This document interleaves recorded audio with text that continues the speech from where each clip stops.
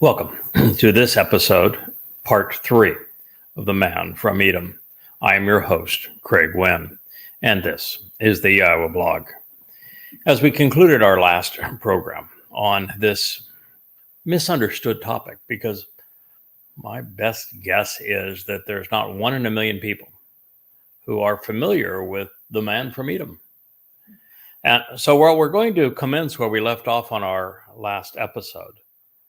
Suffice it to say that Yeshaya, Isaiah, the great prophet of whose scroll we have dating back to the 3rd century BCE, the entirety of it spoke about a man who will come from Edom and that he is going to save Israel.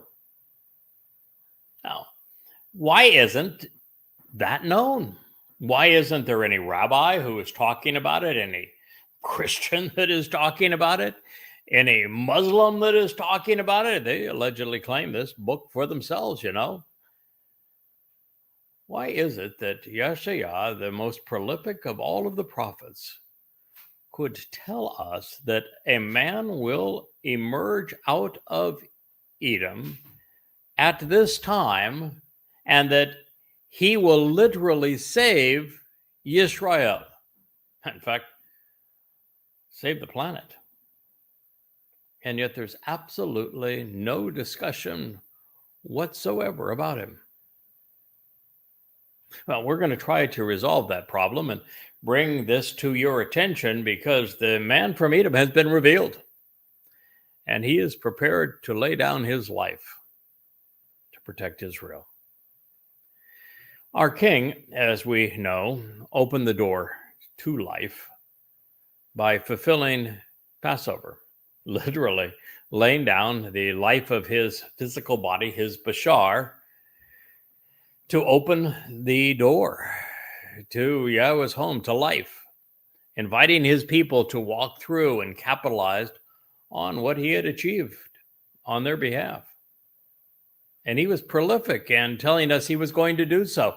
Unfortunately, even 3,000 years after Dowd volunteered for this mission, describing what he was going to do in his Psalms around 1000 BCE, and 2,700 years after Yeshaya, the great prophet, brought this to our attention,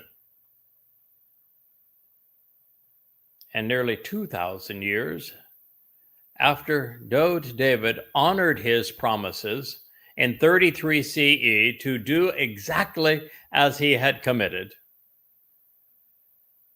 until I discovered what I think is the most profoundly important find in human history, that Dowd fulfilled Pesach, Matzah, and Makurim. There was not a single person, not a single Yehud Jew that recognized what had been promised or knew when it had been fulfilled, by whom, why, or how they might benefit. And therefore, the purpose of the Towrah of God's final Zeroah, the Nakar, and as we will learn, this man from Edom, is to equip him such that he is able not only to put the pieces of this story together from beginning to end, and to date every element of it along the way and identify who the participants would be, but to share all of this with the world, focusing on Yisrael and Yehudim, so that God's people might pass from death into life at a time when the whole world is trying to kill them, from estrangement to reconciliation, from earth to heaven. The text of the great prophet reads, "Let nothing stop you from choosing to actually pass through the door. Of your own free will, prepare the way for the people." You know what word is used to speak of Let nothing stop you from choosing to actually pass through the way. Been written like this for 2,700 years. It's rather important since this is the doorway to life. And the insistence of Yahweh speaking through his prophet is to let nothing stop you from going through it. What do you think is the verb? How was it written? Well, I'll let you in a little secret. It's a bar. And a bar is not written just once, it's written twice, which means that this is the exponential understanding and implementation of this concept. You really, really must, and of your own volition, walk through this door. If you do not walk through this door, well, then you're going to regret it. A bar. And why do you think I brought a bar to your attention? Do you know any other place where a bar is used? I do. It identifies the nature of the door. A bar is actually the verbal root of Pesach, Passover. Let nothing stop you from choosing to actually pass through Passover's door, the door to life. Of your own free will, prepare the way, Panah Derek, before the appearance. Whose appearance? The guy that opened the door for you. Turn around, change direction, pay attention on behalf of the people. You should be resolute in your determination to build up and cherish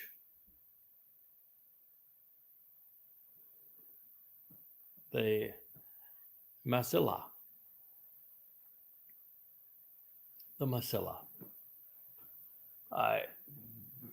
We've been doing this for a long time.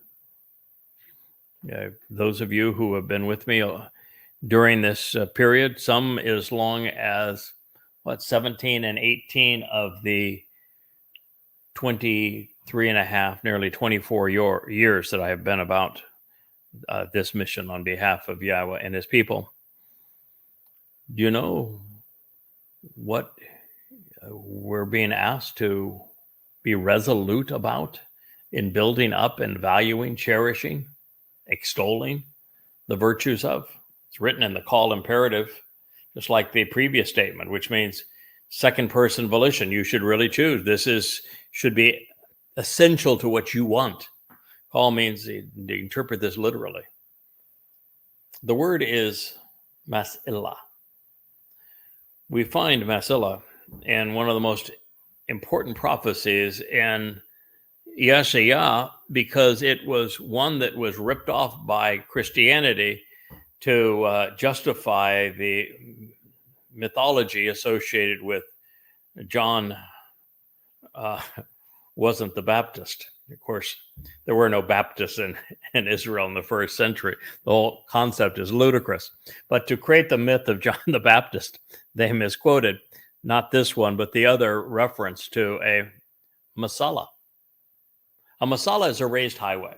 It is a main road. It is a thoroughfare. It is an elevated walkway. It's a way to conduct one's life. And in this case, it is the walkway that leads to that door. It's the walkway that leads to the door to Yahweh's home, to Shamayim, to heaven, to life eternal. This is the answer. It is what everyone says they're seeking. To be in God's company, to be saved, to be immortal, to enter heaven. And here, someone is being asked to be resolute in their determination to build up and cherish, to extol the virtues of the Masilah, this raised highway that is being presented in association with this door attributable to Passover that you're being encouraged to walk through. Toss away and remove the stumbling stones. Now, what do you think they could be? Why would the prophet speak of them? Well, the answer is actually quite clear. It is one of, if not my primary jobs. I was trying to point the way to the light that my wife forgot to turn on as she set up the studio today, which is why I was pointing to that. But now she has done it, and we're now fully illuminated. Wookie really looks best in a full and beautiful light. Don't you think so, Wookie? Say hello to the people out there. Okay, thank you. Wookie says, no, I've got things to be doing. He has got this too. Whoop. Excuse me. Thank you, Wookie. To render moot. He is trying to show you what would happen to a Muslim who would come and try to do us harm. Wookie is resolute in his determination. Right, Wook? Okay. So what were we talking about, Wook? Oh, yes, I remember. The stumbling blocks. What are the stumbling blocks? So while Wookie has his job, I also have mine. And my job is to remove all of the religious rubbish that has been piled on top of the truth. Now, that's a fairly interesting mission, isn't it? And it happens to be the mission also of Yeshayah, Isaiah. He began with the first 10 chapters of his prophetic testimony being devoted to a single thing, which was removing all of the religious rubbish that was pervasive among his people. All of Yahweh's prophets, beginning with Moshe, made as their single greatest priority, even more important than sharing the guidance that would lead to this doorway, they were most focused on removing the religious rubbish, denouncing Israel's propensity to be religious. And it is those obstacles, those stumbling stones, the ones put there by the rabbis who created all three Abrahamic religions. You see, while Abraham didn't have a religion, the rabbis had one, and it was the rabbis who created Christianity, Judaism, and Islam. I'm not kidding in that regard. Rabbis actually created Christianity before they created Judaism. Yep, you see, it was a rabbi who had the overall knowledge and cleverness to know how to misrepresent the Tanakh, the Torah, prophets, and Psalms, in such a way that they could create a counterfeit of Dode. Kill Dode, bury him, do away with him, and then rob everything that pertains to Dode to create a crude counterfeit of him through replacement foolology. To do so back in the day without a search engine, without a concordance, just by memory, required the training that was attributable to the rabbis who did it because they were so clever. They wanted to write Yahweh out of their lives and write themselves into a controlling position. And the ultimate manipulator was the first man actually to call himself a rabbi in writing. Do you know that? Paul. Christianity, Shaul. The very person that Yahweh 666 years prior to him writing his first letter, that to the Galatians, which was the first written text in Christianity. All of Paul's 14 letters preceded any one of the Gospels. Told us that Shaul was the plague of death and details all that he would bring to the detriment of God's people. That was the first acknowledged rabbi. He created Christianity based on ripping off everything Yahweh had to say about his beloved son, David, the actual Messiah and Son of God. The second's Rabbi Akiba. That scum, rather than eliminating the threat of Christianity by pointing out that David had systematically explained exactly what he was going to do, when he was going to do it, to the exact day, 600 years in advance, and depicting the exact method to which he was going to serve as the Passover lamb, describing crucifixion 5 centuries before Rome existed and that form of torture existed, documented in the 22nd Mizmor. And Yeshayah in the 9th chapter and again in the 53rd explained exactly what was going to transpire. Rather than acknowledge these things and point out that the Christian counterfeit wasn't worth the papyrus the myth was written on, they decided to fight a lie with a lie. And this Rabbi, Akiba, the founder of Rabbinic Judaism, foisted another false Messiah on the people, and they still masquerade under and parade around under his sign. Bar Kokhba means son of a star. That's where Judaism's and Israel's star comes from. David didn't have one. Oh, and that third religion, Islam. You see, the Babylonian Talmud followed. It was written around 500 CE. They claim, of course, that it is the oral Torah that was given to the elders at the time of Moshe, but it's all attributed to rabbis who lived during the period, of course. And when Muhammad moved into Yathrib, which was the largest Jewish community in Arabia at the time, nearest Babylon, Muhammad ran out of material. And rabbis, ever eager to make a buck, sold Muhammad Talmud recitals. The Quran is actually nothing more, in fact, the religiosity of the Quran is nothing more than twisted versions of Talmud stories that Muhammad sold, or that Muhammad bought from the rabbis. Had Muhammad not bought them, had the rabbis not sold them, there would have been no Islam. Islam at that point was nothing but a criminal enterprise. It was a bunch of terrorists plundering, raping, enslaving their neighbors. There was no religious aspect to it. And yet the rabbis gave Muhammad and Allah the means to turn a criminal enterprise into a religion. They created all three religions. That's the muck that I have to clear away. Because until I clear away that muck, the rubbish that the rabbis have strewn on the path to God through Christianity, Judaism, and Islam, the truth is hard to see. The lies are so pervasive. Like there's almost 3 billion Christians, almost 2 billion Muslims. And while Jews, Haredim, and Orthodox and Reformed and other forms of Judaism are small among the nations, they are large among the Jewish people. And so this is the rubbish that I've been tasked to remove from this raised highway that I've been tasked with building from you to the door that Dode opened, called Passover, the doorway to life, to hope, to heaven.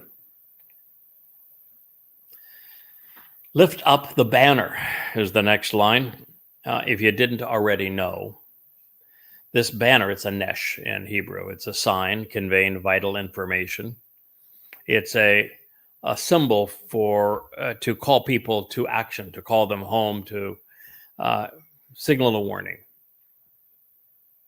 That nesh is in these books behind me. That nesh is part of the YAHOWAH blog that we're sharing with you. Should you not have heard more than this one blog, if this is the first time that you've heard the YAHOWAH blog, you may not be aware that YAHOWAH introduced the concept of this nesh to his people through the same prophet Yeshayah, devoting the entire 11th chapter to it. The nesh is the product of the choter. The choter is the sucker growing out of the fallen rootstock and stump of Yisrael. And he is the one that is imbued with the 7 spirits of YAHOWAH, so that he would be uniquely wise and understanding God's message to his people, that he would have the understanding to pull it all together, that he would be the first to see the entire story from beginning to end, and be the one person bold enough, capable enough, courageous enough, compassionate enough to look you in the eye and tell you what you need to know.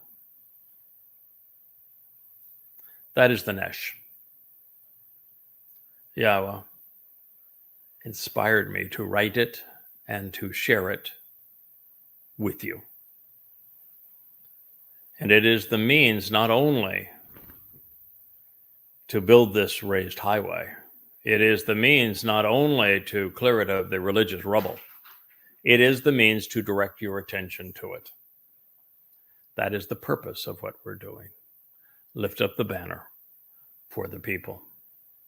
So once again, there is as we consider all these words, there's a lot to unpack in this prophetic pronouncement. It begins with a sense of real urgency from someone who knows the situation all too well. Yes, it was indeed Yahshua, the great prophet himself, who was in heaven at Yahweh's behest and saw heaven's door opened once before, some 2,700 years ago.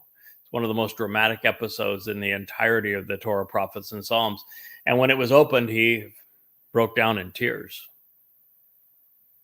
Do you know why?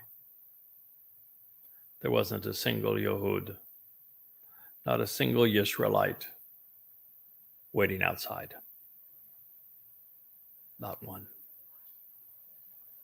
He had devoted himself to sharing God's message more completely, more eloquently than anyone else. He may have been the last person to see the entire picture from beginning to end. He may have been the most effective prophet relative to excoriating the Jewish propensity to be religious, while at the same time delineating how the path home would be laid out. He is the ultimate prophet when it comes to writing the textbook on how to be a choter, how to perform as the Nakar, how to do the job of the Adama Parah, enabling the man from Edom to perform as God has foretold. And so when he says, you need to walk through this door without delay, now just 8.5 years before that door will be closed for all time,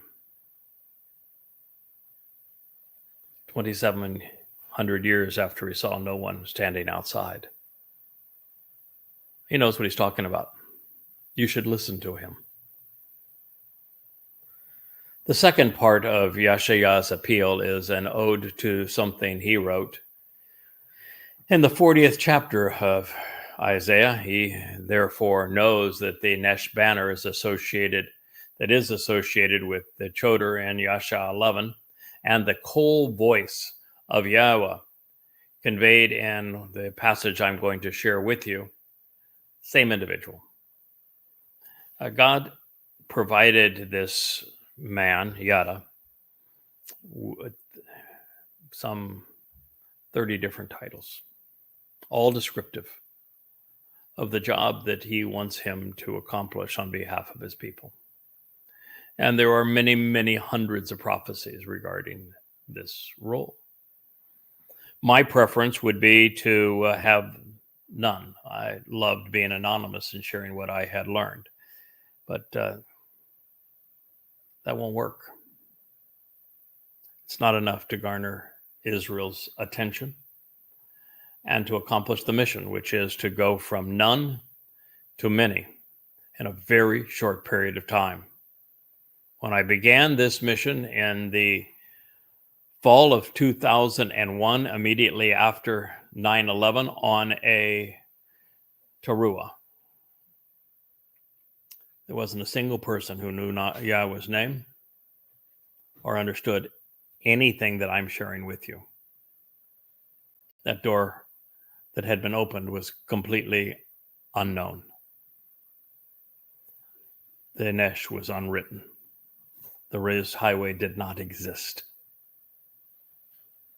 And over the ensuing 23.5 years, we've made a great deal of progress, but we're not nearly to the point of having accomplished the mission. And so this is Yahweh's means to awaken his people who have been estranged from him for a very long time. Anyway, I wanted to share that prophecy with you. It says, choose to change your thinking. Well, that is the mission, isn't it? Yisrael. Choose to change your thinking and relent, and you'll be comforted and consoled, my people. Promises your God. Speak from the heart, exercising good judgment regarding Jerusalem, the source of guidance on reconciliations. Make a kara, an announcement, summoning her by reciting to her that indeed her battles will be over. The consequence of her missing the way will be pardoned through restitution, causing her to be accepted and regaining favor at long last, because she has obtained from the hand of Yahweh a double portion for all of her errant and mistaken ways. A voice, a coal, calls out in the wilderness where the word is questioned, saying, turn around and choose to change your direction in life such that you are prepared for the derek, the way of Yahweh. Yahweh has a way. It is through the Moed Mikre, and it begins with that doorway of Pesach, Passover, and across the cleansing threshold of matzah, leading into the home and family of Bokurim, such that we are enriched and empowered on Shabuah, proclaiming the message of the herald on Towrah, announcing that Dod, the Messiah, and Yahweh will return on Kippurim to reconcile their relationship with Yisrael, so that we can all camp out together on Sukkah. A voice, a coal, calls out in this wilderness where the word is questioned, saying, turn around and choose to change your direction in life so that you are prepared for the way of Yahweh. Not the way of Hashem, not the way of Adonai, not the way of the Lord, not the way of the mythical Jesus Christ, not the way of Allah. Blah. The way of Yahweh, the God whose name you erased. You won't be able to find the way of Yahweh if you keep on erasing his name and eliminating him from your life. The longer you continue to do that, the further you will be from him. This is the way of Yahweh. Of your own free will, choose to become straightforward and correct so that you are prepared for, because if you're not prepared for the Mas'illah, this raised highway, this elevated walkway, is of no value to you. It's not going to be a stampede.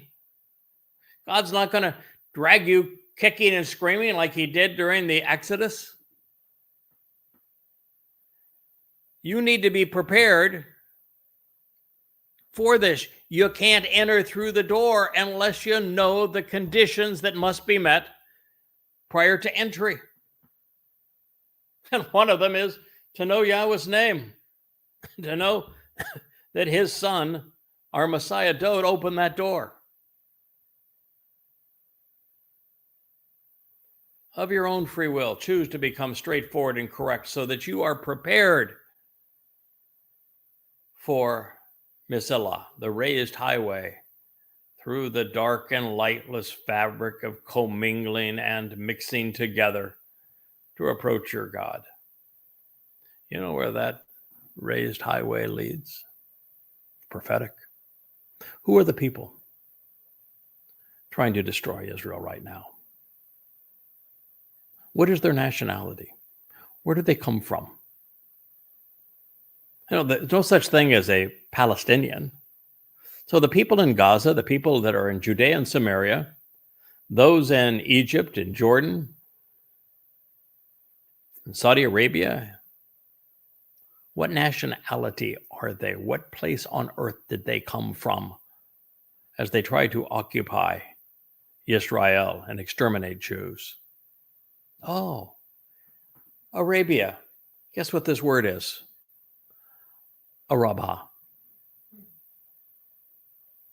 The raised highway cuts right through this flood of incoming Arab Muslims, takes you above them, beyond them, past them, through them, unto Yahweh Almighty. I thought you'd want to know.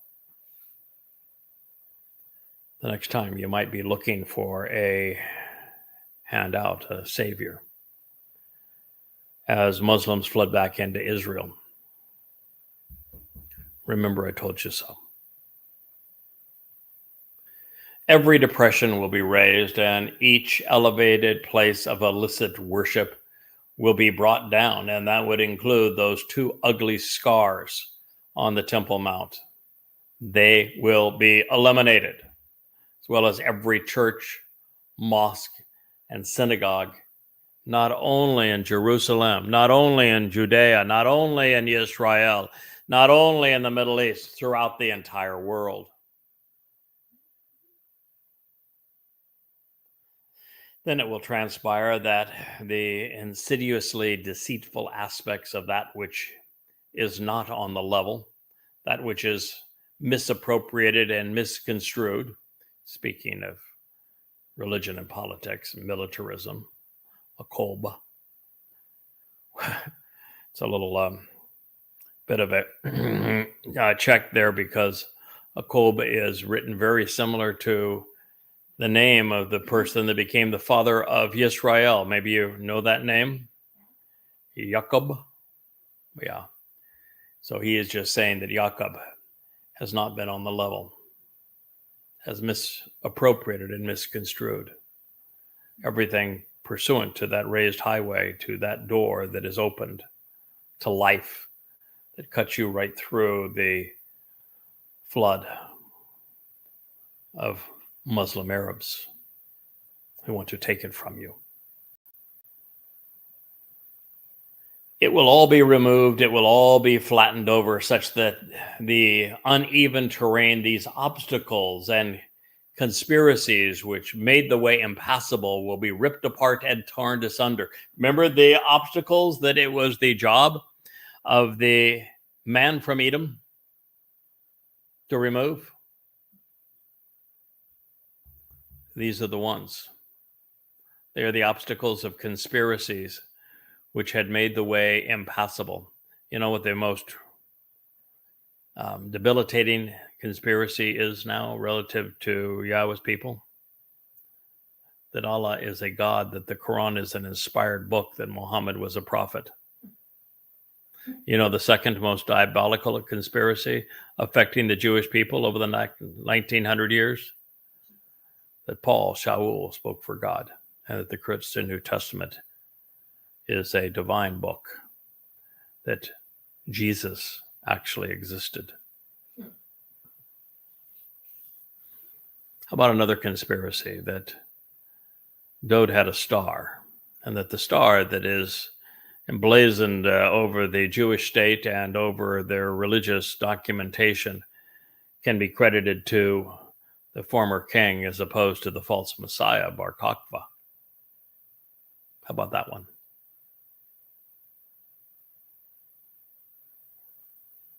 Well, they're going to all be ripped apart. I've done my share. I've written 13 books focused just on ripping apart and tearing asunder the religious myths of Judaism, Christianity, and Islam. There are 5 volumes of goddamn religion proving that Islam is a death cult, and that Allah created it for the express purpose of perpetrating genocide against all humankind, and that Christianity is nothing more than a fable conceived by robbing God's beloved son and Messiah, Dode, of his ever achievements and accolades.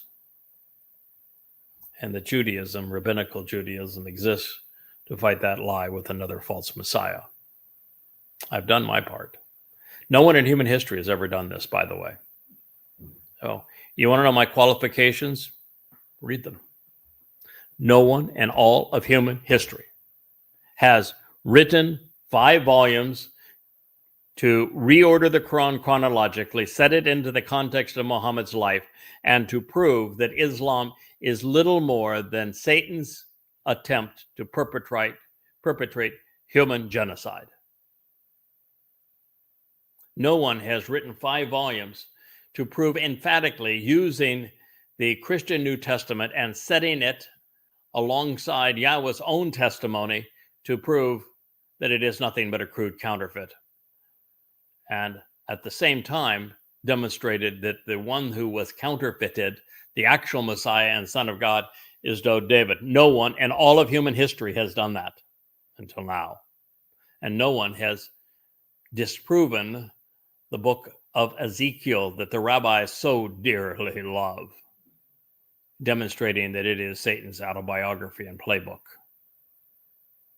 But I've done all those things, while at the same time translating in amplified form Yahweh's testimony from the Torah, prophets, and Psalms, and explaining it, making it relevant to you today, putting the whole picture together for you from beginning to end, reintroducing Yahweh's name to you. No one has ever done that in all of human history. So who do you think is this one that Yahweh said is the voice calling out in this wilderness, particularly cutting through the myth of those Arabs that want to destroy you, Israel? Yeah. That knows who opened that door to life. Yeah, my wife knows. She's had to endure the fact that over the 7.5 years we've been together, I have devoted essentially every waking hour to pursuing what Yahweh once achieved with his people. This continues. The overall significance of Yahweh. Do you hear that name, Israel? Do you hear that name, Christians? Do you hear that name, Muslims? That's the actual name of God, Yahweh. It is easily pronounced. Take Torah, for example. It explains how to pronounce the Hey and the Wah, which represent 3 of the 4 letters. Yisrael would explain how to pronounce the Y. So would Haya, the verb that Yahweh told you was the basis of his name. Don't you believe him? Until you come to know, appreciate, acknowledge, and pronounce Yahweh's name, Yisrael, you have no hope of salvation. Those Muslims that raised highway cuts through and above, leading to the doorway of life, you are forbidden to pass until you come to know, love the magnificence of Yahweh's name, the very name that you wrote out of your lives. The overall significance of Yahweh will be revealed, and it was not revealed until I began writing these books under the name Yada Yahowah, to know Yahweh. This is the YAHOWAH blog.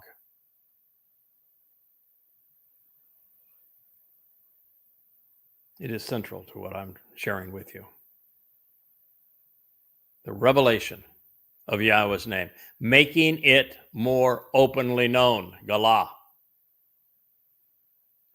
And every bashar, proclamation of the human herald. Guess who the bashar is? Same fella.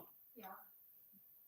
Yada is the bashar. He is the human herald. He is the one proclaiming what can be known about Yahweh and Dod, about this raised highway. He is the Kol, voice of Yahweh. He is the Nakar, the observant foreigner. He is the Zeroah, the one cultivating the final harvest. He is the man from Edom. He is the Adamah Parah, the bloody red man of the earth who is productive and fruitful. serving as the final sacrificial bull. He is all of these things. He is the choder. He is that new growth emerging from the old stump of the fallen tree that is Yisrael.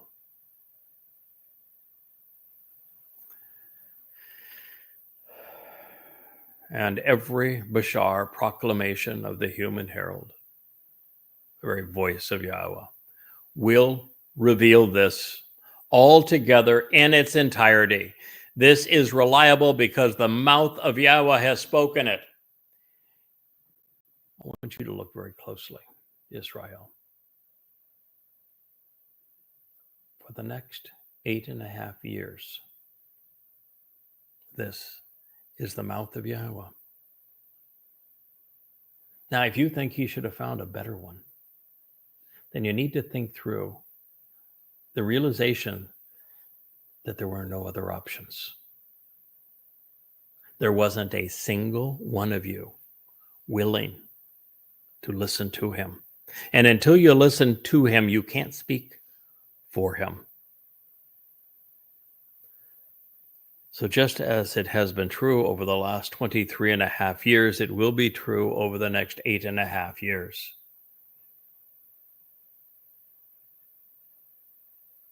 I am the mouth of Yahowah.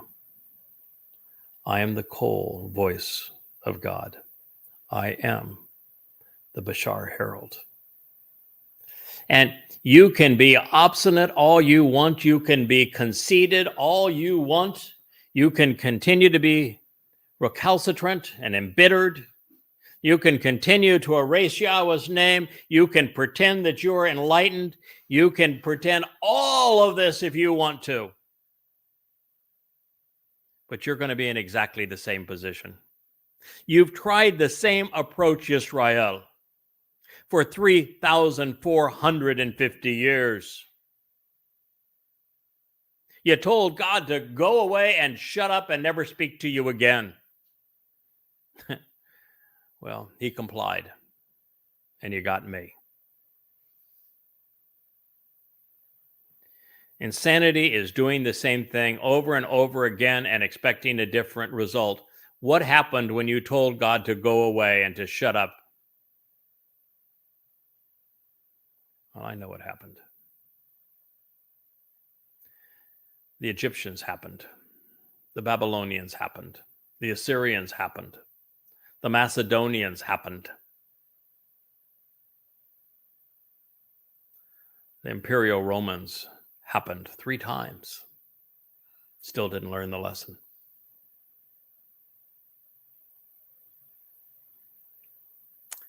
Then it was the Muslims. After the Muslims, it was the Ottoman Muslims. After them was the Crusaders, and then the Ottoman Muslims again. And then the Holy Roman Empire. And then while you were in the diaspora in Europe, Christianity turned against you and subjugated and humiliated you. All the while, the rabbis made it worse, not better. All the while. And then it was after the Holy Roman Empire throughout anti-Semitic Europe, it was the Nazis. And now after the Nazis, it's the Muslims again. And this time they're aided and abetted by 1 billion progressives. And still you lash out at symptoms, and still you won't acknowledge your God's name. You said God's going to protect us, but you won't even write his name. You won't say his name. You don't know him. And in your present state, he does not know you.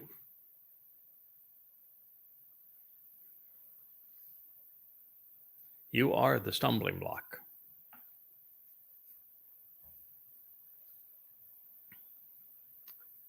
A Kol voice urges Kara, read and recite, choosing to be called out and welcomed.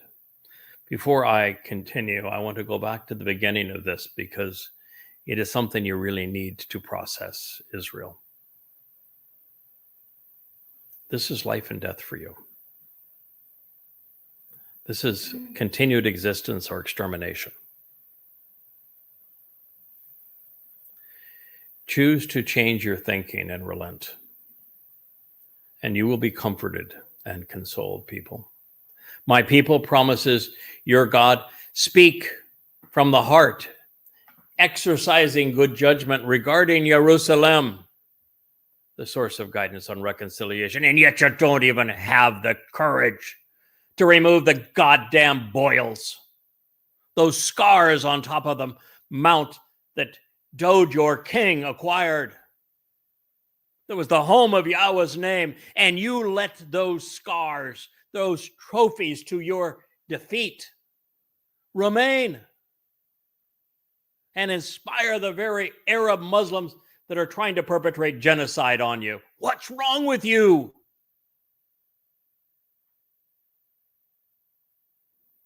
Can't you exercise some good judgment regarding Jerusalem? What did Yahweh tell? Don't allow the religious and political ways of the Goyim to inflict you, to live among you. And you want to be loved so much. You incorporate the Muslims into the very fabric of your country. Well, they plot to kill you.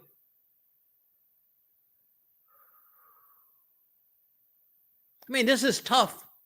Love Israel. And I understand there are a lot of Jews out there that just immediately shut down the moment that someone criticizes them, or the moment someone speaks ill of the religion that has made their lives so miserable. But you're running out of time, and you continue to make the same bad choices. Make a kara, an announcement, summoning her, reciting to her that indeed her battles can be over. The consequence of her missing the way can be pardoned through restitution, causing her to be accepted, regaining favor. This happens in two ways. One is you can walk through that door that Dode, the Messiah and King, opened to life on Pesach. Avail yourself of matzah, where he took the fungus of religion and politics and removed it and carried your guilt into Sheol, never to be seen again, so that you could be perfect and cross that threshold through the door into Yahweh's family and be part of Bakurim, the firstborn children, such that here now in less than 14 months, you can be part of the Shabuah harvest and leave this troubled planet at the onset of the time of Jacob's troubles and spend your eternity with Yahweh in Shamayim. That is what the announcement is all about. Kara serves as the very verbal explanation. It's the actionable root of Mikra, these very days that we are highlighting. And so that is one of the two forms of restitution. You know what the other is? Me. If you think that I'm being presumptuous and saying that I am these things, the voice of Yahweh, the mouth of Yahweh at this time, I got something to tell you. It is my job to lay down my life for you, just as Dode laid down his Bashar. As Dode's Bashar, I will lay down my life for you on Towrah, so that I perfect and prepare you for Yahweh's return. And I'm doing that for the final remnant of Yisrael.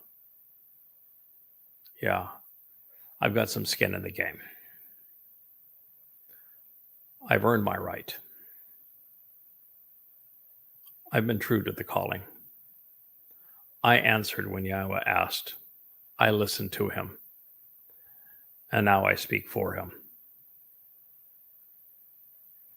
And should you want to know why a Jew wasn't chosen, beside the fact that there were none who were willing to listen, why don't you tell me how many Jews speak on behalf of Yahweh today?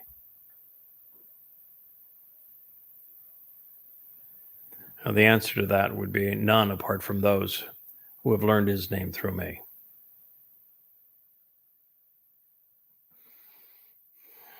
The consequence of her mercying the way will be pardoned through restitution, causing her to be accepted and regain favor. That is the purpose of the Adam Parah. because she has obtained from the hand of Yahweh double portion for all of her errant and mistaken ways. Yisrael, you have been religious for 3,400 years. It's time to stop the madness. It continues to work against you. It leads you away from God. A cold voice, he calls out in the wilderness where the word is questioned. Turn around. Choose to change your direction in life so that you can be prepared for the way of Yahweh. Not the way of the rabbis, not the way of Judaism, not the way of the Likud, not the way of Lapid and the opposition. The way of Yahweh. That way runs right up the ridge line, by the way, where the signs are posted along the way. You may have heard of them. They're called Zion. You may have heard of that ridge line. It's called Moriah. You may know of what happened on the top of it, which is where Abraham and Ishak performed the dress rehearsal for Passover and where Dod fulfilled its promise. That same place you've allowed to be scarred with that Muslim trash. Of your own free will. By the way, Israel, what do you have to lose? Since I can prove everything that I'm claiming, everything, why don't you take me up on this dare? Tear down the Dome of the Rock and Alaska Mosque and see how God smiles upon you. Notice that for the first time in a long time, that you're going to get the ultimate attaboy. Those are my kids. That's why I chose them. Do it for yourselves. Do it for your God. Do it for your Messiah. If you don't, I will. The cold voice calls out in the wilderness where the word is questioned. Turn around and choose to change your direction, such that you are prepared for the way of Yahweh. Of your own free will, choose to become straightforward. Learn what it means to be correct and right, so that you are prepared for the Mesilah, the raised highway, this elevated walkway through the dark and lifeless fabric of Arabs, this commingling and mixing together of darkness and doom, and walking along that pathway to approach Yahweh your God, leaving all of the religious muck behind, leaving death behind. Every depression is going to be raised, and each of the elevated places of illicit worship will be brought down. Then it will transpire that the insidiously deceitful aspects of that which was not on the level and that which was misappropriated and misconstrued will be removed and flattened over, such that the uneven terrain and all of the obstacles, the conspiracies which had made the way impassable, will be ripped apart and torn asunder. The overall significance of Yahweh, the overall significance, the kabod of Yahweh will be revealed, is being revealed, will be more openly known, is being more openly known. Galah. And every bashar, proclamation of this human herald, will reveal this all together in its entirety. This is reliable because the mouth of Yahweh has spoken it.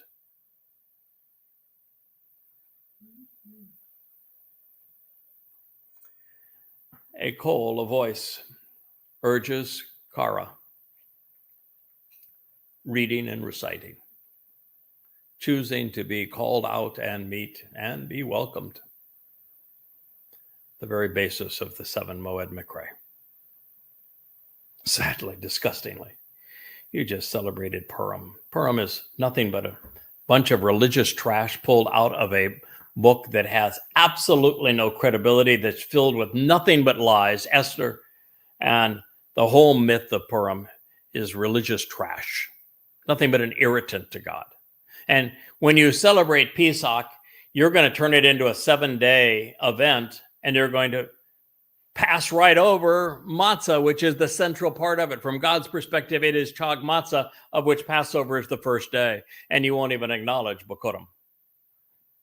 Until you come to know, to understand, to appreciate, and benefit from these Moed Mikre, the Kara, you're going to be on the wrong side of that door, not even looking in.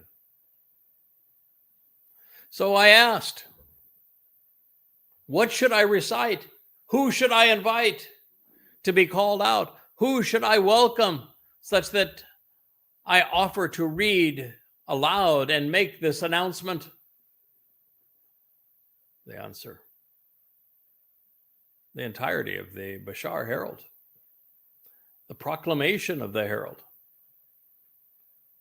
providing a place to dwell, which is entirely loving, providing all of the benefits of the relationship,